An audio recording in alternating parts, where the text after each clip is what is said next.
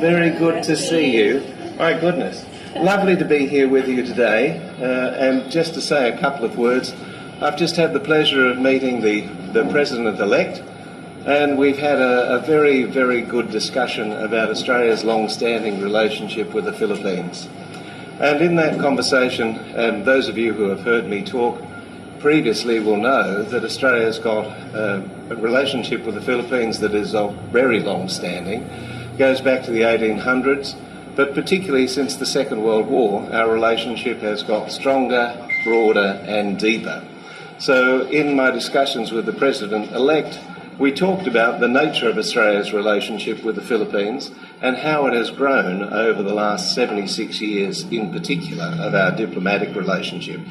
And we talked about our defence relationship and our cooperation between the Australian Defence Force and the Armed Forces of the Philippines, the training that we conduct with the Armed Forces of the Philippines, and our strong support for the Philippine military.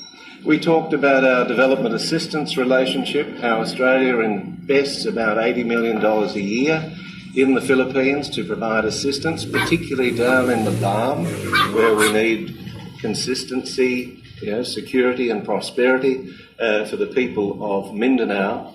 And I've just come back from Mindanao. We talked a bit about that and what I was doing down in Cotabato with the United Nations and the EU. We talked about our trade relationship and how our trade between the Philippines and Australia is growing significantly, how it's improved despite the pandemic over the last few years.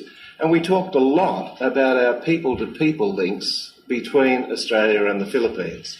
The fact that the Filipinos in Australia are the fifth largest ethnic grouping that we have down in Australia, and the fact that there's more and more links developing between Australia and the Philippines than ever before. And so it was very interesting to hear the President's views about how we might build on all of those linkages, particularly in terms of the economy, which is a fundamental focus for the President-elect, and also how we can build on our bilateral relationship with Australia as we move to a strategic partnership later this year. So we had a very cordial meeting. It was very, very good to hear the President's views on what he wishes to do and how he wishes to bolster the relationship, and to reaffirm with him Australia's long-standing commitment and partnership with the Philippines. And if you've got any questions, I'm happy for you to ask.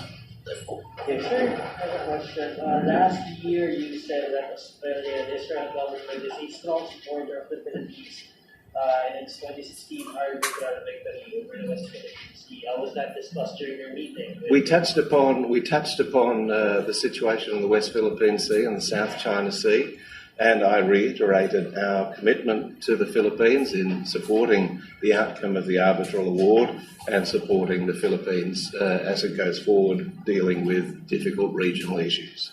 Sir, follow-up question. What do you make out of the President-elect's statement regarding the West Philippine Sea? Do you see the Philippines pivoting back to its traditional allies after President Duterte's visit to China? So I think the President-elect is going to take a very measured and balanced approach in terms of how he approaches all of these issues to seek the best outcome he can for the Philippines.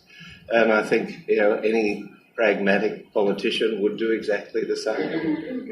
Try and work out how do you get the best for your country in difficult circumstances. And that's what I'm anticipating from the President-elect.